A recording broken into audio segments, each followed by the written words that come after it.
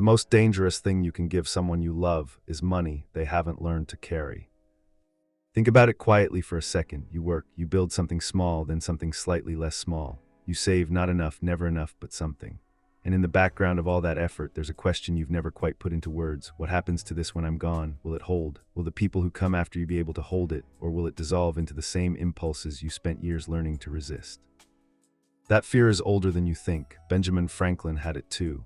And in 1789, 1 year before his death, he answered it, not with a prayer, not with advice that could be politely ignored, but with a blueprint. A system so precisely designed that it kept building for 200 years after he closed his eyes for the last time. And the principle he buried inside it isn't what most people believe it is. Stay with me until the end, because what Franklin actually hid inside this plan, the piece that never gets taught, is the exact reason most wealth fails to survive 2 generations. And once you see the architecture, you can't pretend it isn't there. In 1789, Benjamin Franklin was 83 years old and preparing for the one thing he had never engineered a solution to. He had spent 8 decades constructing, not just inventions, not just institutions, himself. Born the 15th child of a Boston candlemaker, pulled from school at age 10, bound into a printer's apprenticeship at 12, with no inheritance, no connections, no one position to hand him anything. He rose from that all the way to the most internationally respected American alive, diplomat, scientist, founding father. The man who mapped lightning, negotiated France's support for a revolution, and retired from business at 42 because discipline had already built him enough to stop. And here's what a man like that understands in a way that most of us never reach. He had seen poverty from the inside, and he had watched unearned wealth from the outside. Both destroyed people, one slowly, one fast. So when he sat down to write the final codicil to his will, the question he asked wasn't how do I leave money? The question was how do I leave something money cannot replace? The decision he reached was architectural. Franklin left £1,000, roughly $4,000, to each of 2 cities, Boston, where he had been born, Philadelphia, where he had built himself. But the conditions attached to the gift were unlike anything in standard estate planning, then or now. The cities could not touch the principal for 100 years. Even at that point, only 75% could be accessed, and only for specific civic purposes. The remaining quarter had to continue compounding for another full century. 200 years total constraint. Most people hear that and land immediately on compound interest, $4,000 quietly multiplying into over 6 million. The math is striking, yes. The numbers make excellent slides for financial presentations. But the math isn't the secret. The math is simply what happens when the real secret is applied long enough. Here is what Franklin actually built, not an investment vehicle, but a blueprint. Not the kind that builds a single house, the kind that governs how every house on the street will behave for the next 2 centuries. And the insight at the center of it is one that most financial thinking quietly avoids. Money does not carry behavior with it. You can transfer a number from one account to another. You cannot transfer the discipline that created it.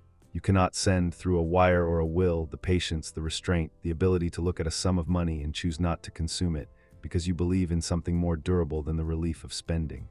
Behavior doesn't travel. It stays in the person who earned it. Franklin understood this with the precision of a constitutional architect. So instead of hoping the recipients would behave wisely, he built the blueprint in a way that made wisdom structurally necessary. He translated his own values, the ones that had taken 80 years to construct, into waiting periods, into purpose binding, into rules that would run automatically, without requiring anyone downstream to personally understand or believe what he believed. He didn't give them wisdom, he gave them an architecture that made wisdom unnecessary. That is the line that changes everything. During those first 100 years of forced waiting, the money was not sitting idle in a vault. Franklin had engineered that into the blueprint too. The capital moved slowly, deliberately, through the hands of young tradespeople, apprentices starting businesses with their hands and very little else.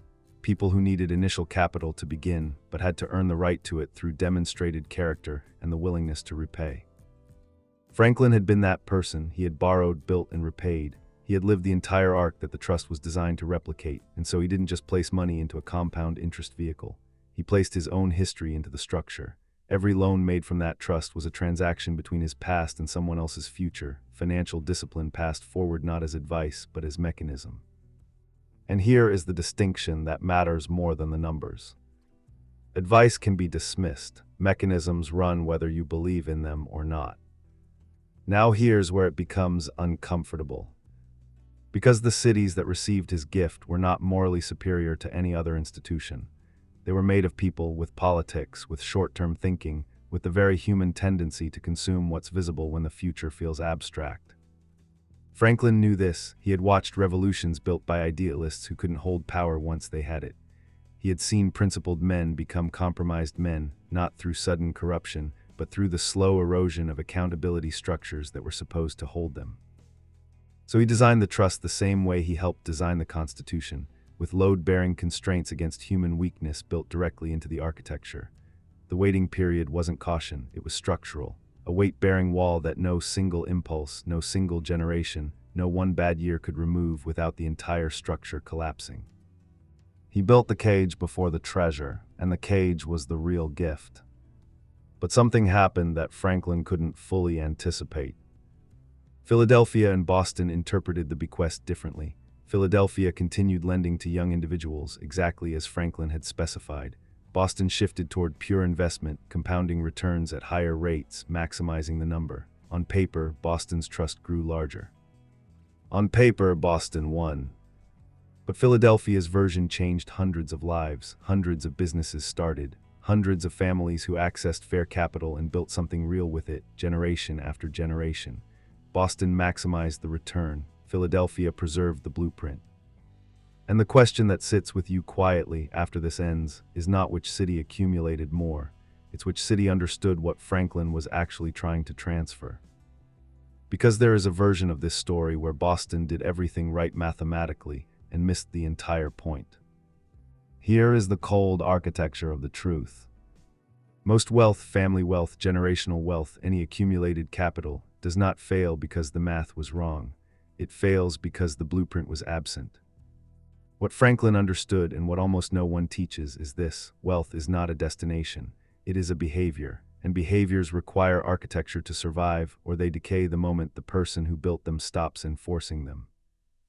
Think about the families you know or know of who received a significant inheritance. Not all of them, but most. The money evaporated, not through malice, not through stupidity, but through the simplest possible mechanism. The system that generated the wealth did not travel with it.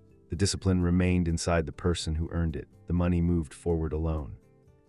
And money alone, without the structure that built it, behaves exactly like water. It finds every crack, every weakness, every gap in self-control, and it drains through. Franklin didn't leave his cities money. He left them a system. And the system encoded the one thing money can never carry on its own, the reason to keep building instead of consuming. The blueprint survived him, and the blueprint kept building. So here is what shifts when you genuinely absorb this. You stop asking, how much do I have? You start asking, what am I designing that runs without me? Franklin had almost nothing when he started. What he built first in himself, then in his work, then in his legacy, was a pattern of decision-making so disciplined it became structural. It became self-enforcing.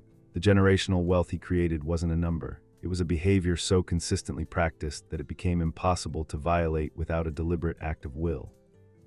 The 200-year trust wasn't an invention, it was an expression. He had already been living inside those constraints for decades: the forced waiting, the purpose binding, the commitment to delayed access. He simply formalized them and attached a figure to them. That is the move most people never make. They build discipline for themselves and leave money for their heirs, and then wonder why the heirs don't behave the way they did. You cannot transfer behavior through a bank transfer, but you can design systems that make certain behaviors the only rational option available. Franklin understood, so he built the lock before the door, and the treasure only opened for those who had already learned how to wait for it. Here is what I want to sit with you after this ends. You don't need a 200-year horizon. You don't need Franklin's intelligence or his historical moment. You don't need thousands of dollars to start. You need one question asked with clarity. If you removed yourself from your financial life tomorrow, if your habits simply had to run on their own, would they? Or does everything depend on you being present to keep enforcing it? Franklin's real achievement wasn't building wealth. It was making wealth independent of his presence. That kind of architecture isn't built in a day, but it starts with one decision: to stop thinking about what you're accumulating and start thinking about what you're designing. because the blueprint he set in motion in 1789 didn't need him to keep running. The question worth asking, the one that stays, is whether yours does.